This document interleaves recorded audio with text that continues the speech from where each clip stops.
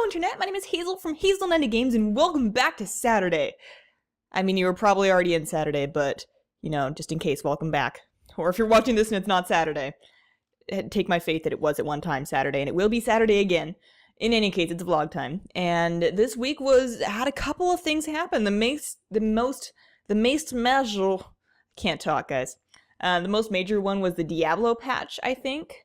That came out, I want to say on Tuesday. I didn't notice until a day afterwards because the Twitter sphere was fairly quiet, or at least my half of the Twitter sphere. Maybe I need to follow more non-WoW people.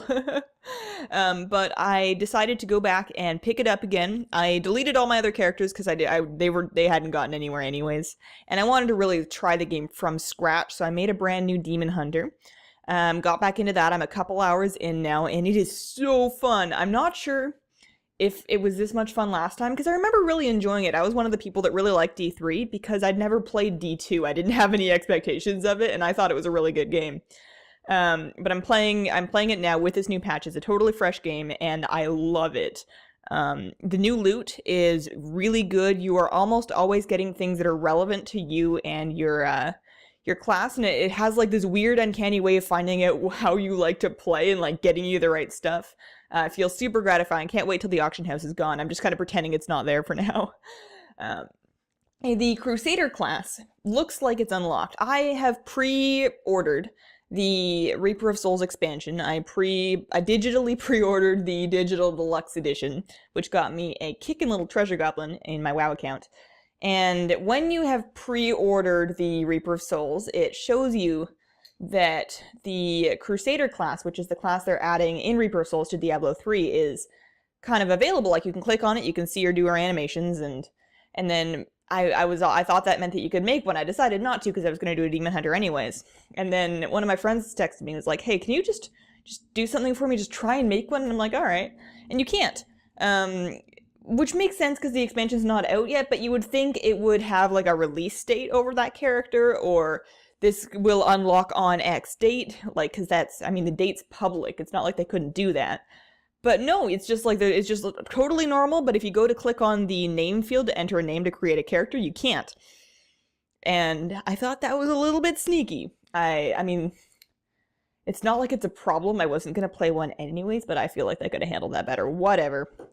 In WoW, the PvP season has actually started this time, so it's not just the new gear being available. You can actually begin earning conquest points now, which is pretty exciting. I forgot how many conquest points you actually get from winning Call to Arms Battlegrounds. It's quite a bit. Even after your first win of the day, you're still getting like 75 or something for each win, which if you get into a good streak and you can win a whole bunch of them, you can get quite a bit of conquest without even going into arena.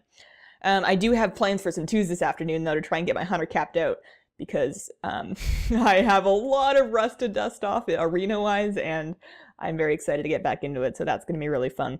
I can't wait to just get like the best set of PvP gear, and like even now I have I'm missing like 4 or 5 off pieces. The rest of it is all Grievous gear, 522 Grievous gear. And in Battlegrounds, I'm kind of murdering people. I mean, it's not like I'm particularly good, but previously, at the beginning of the gear grind, you were lucky if you could get a kill and you died a whole bunch. And now it's kind of like an average of 10 to 15 kills a Battleground, no matter how it's going, so pretty stoked about that.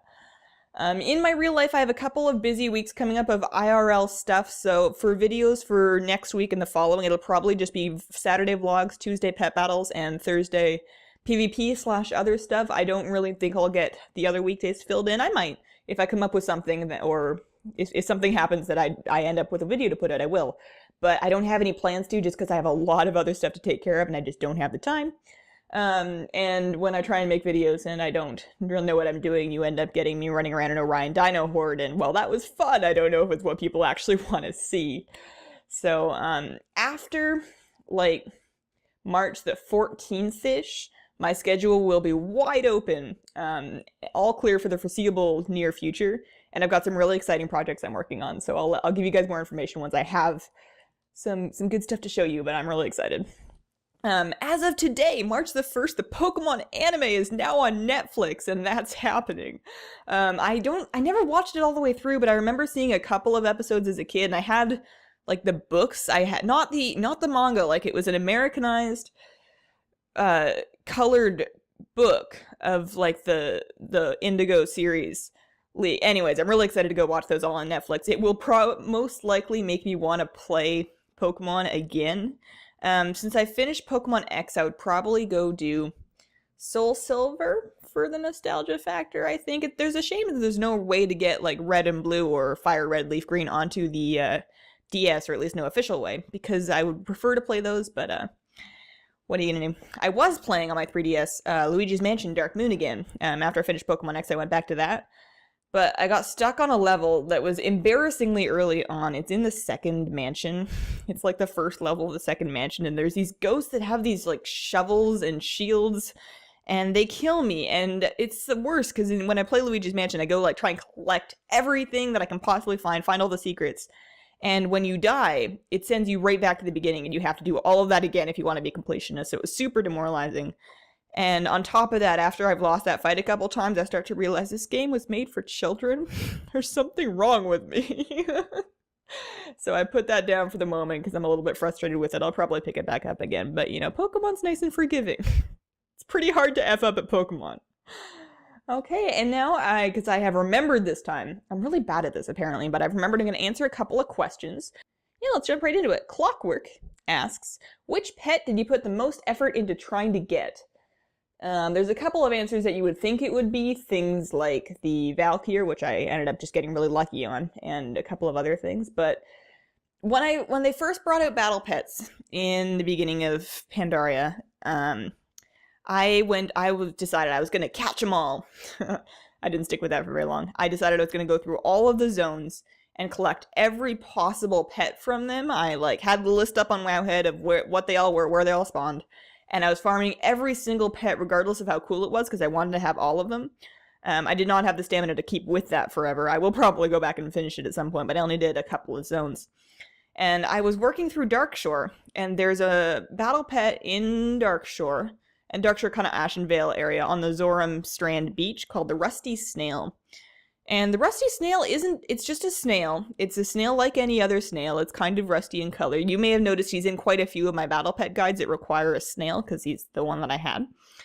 And he's not really rare. He just kind of spawns in waves. Like there's either 10 of them up or none. And I wasn't smart enough to know that and just come back later. So I camped myself out on that beach, patrolling up and down for Rusty Snail for like 8 hours, and then another couple of days of that because I refused to do anything else in WoW until I had me a Rusty Snail. And one day I wake up and I log on, and there's like 8 of them up on the beach, and yeah, I got mine at that point. So that is the pet I put the most effort into trying to get. That's why he is my buddy in any snail related strategy. Not because he's good, but because he was difficult when he really shouldn't have been. Nick asks, will you do a video review of Neverwinter, which is a free-to-play MMO that is in open beta and accessible through Steam? I will not definitively say no, because I should have some time to review a couple of games, and it would be neat to go over a couple of MMOs. I haven't reviewed one of those since Ragnarok Online 2. But I will say that I have a very hard time being objective about non-WoW MMOs because I am such a Blizzard fanboy girl thing. My friends have tried to get me into Guild Wars 2. They've tried to get me into Rift. They've tried to get me into Star Wars, the Star Wars MMO that came out last year or the year before. And with every one of them, I buy it and I get some sub time and I get in and I play it. And it's fine, but I feel like MMOs that aren't WoW are for people that are kind of sick of WoW, that have some kind of problem with WoW where they're looking for something new, they want to get into a new game. Whereas for somebody like me that's into WoW, I'm already heavily invested and I've put hundreds and hundreds and hundreds of hours into it, collecting everything. There's very little incentive for me to get into another MMO unless all of my real life friends are consistently in it for a long time. My new rule of thumb is if I'm gonna buy another MMO, my friends need to have been actively playing it for at least 6 months for me to actually get it. And so far that hasn't happened. They usually like get into it super hard for a month and then they kind of move on to the next thing, and it's just not worthwhile for me. And even though it's a free game, I get that it's free. It's just you gotta download it and install it, and then I'm just not in a point in my gaming life where I'm ready to look for something new. That doesn't mean I won't like try it out and give a first impressions of it, because it's probably great. I've heard, like you were saying, that it had much better graphics, and that is one thing about WoW, is it's old. It's starting to date itself seriously in looks. But I have a very difficult time being objective about other MMOs because I am a giant Blizzard fanboy, so that's why I spend most of my time doing WoW stuff. And then Sinister Smile asks, do you have the Minfernal? I've been trying to get him forever. I do, and how I got him was much less painful than my Rusty Snail, because I've discovered that really the best way to farm any pet like that is just to have an alt, if you're the kind of person that has alts. Just park them there, because you can do it on any server, because obviously if you catch a battle pet, it's on your account. And then just every now and then, like whenever you log on to the game, just go check it, see if it's up. And if it's not up, just log off. If you sit there and camp for any amount of time, it will make you crazy, because you'll see it pop up and somebody else will get it, and you'll see it pop up and somebody else will get it, and you will want to kill things.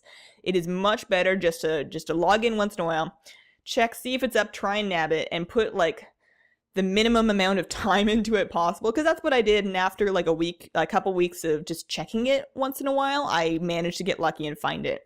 And it will take you a longer total amount of time to get it when you're just checking on it every now and then, but you'll remain infinitely more sane. So that's my advice for camping any rare spawn pet or mount is I mean, you can sit there and you can run an add-on that will tell you when it pops up, and that makes more sense for things like mounts and where you actually have a rare spawn NPC. But if you're just camping a pet, just check on it now and then. It'll save you so much brain matter. So yeah, that has been my week. If you have any questions that you want to have answered on a Saturday vlog, please send them either directly to me as a message on YouTube or as a email to hazelnuttygames@gmail.com. Have Saturday vlog question as your subject line so I can sort them into the correct tag in my mail. And if you wish to remain anonymous, please let me know. Otherwise, I will say some portion of your name. Yeah, let me know what you think. And have yourselves a wonderful, wonderful day. Bye.